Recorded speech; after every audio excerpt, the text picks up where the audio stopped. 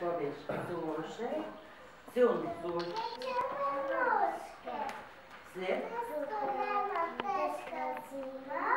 Искам. Айде сега вече. Мен ли? Силно.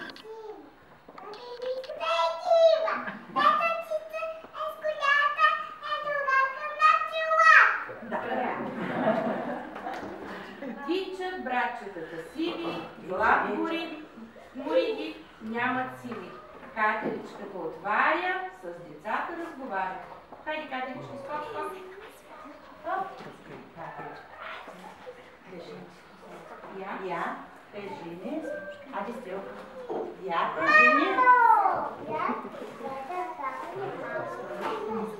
Айде, гърси. Аз не зная, вече. Виждай. Габар.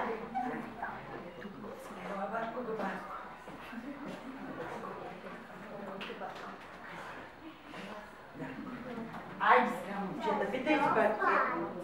Ей, Габарко, силно кажи силно. Моля те, кажи на мен, днес можем за обяд да хапне малко мед.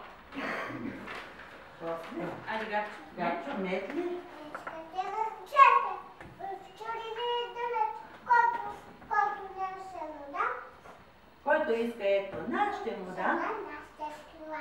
Ето. Ето на послушното мече. Сядай се.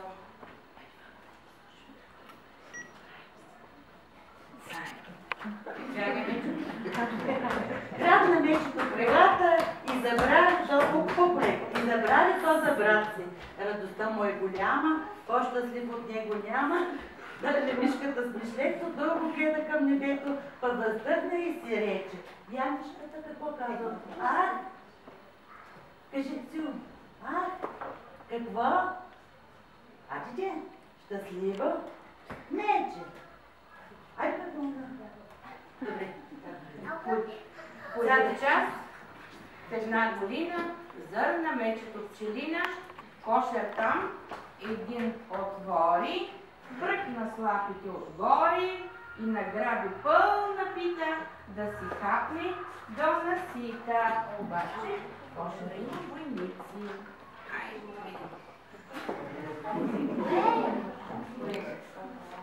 Яде, мъкнал се. Медец. Бързо. Бой. Да го видим. Тос. Герой. Бягай, медец. Колеги, да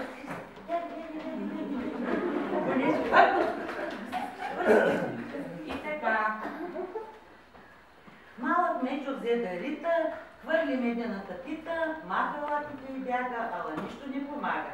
Чак когато в кръсталака, той се мушна и за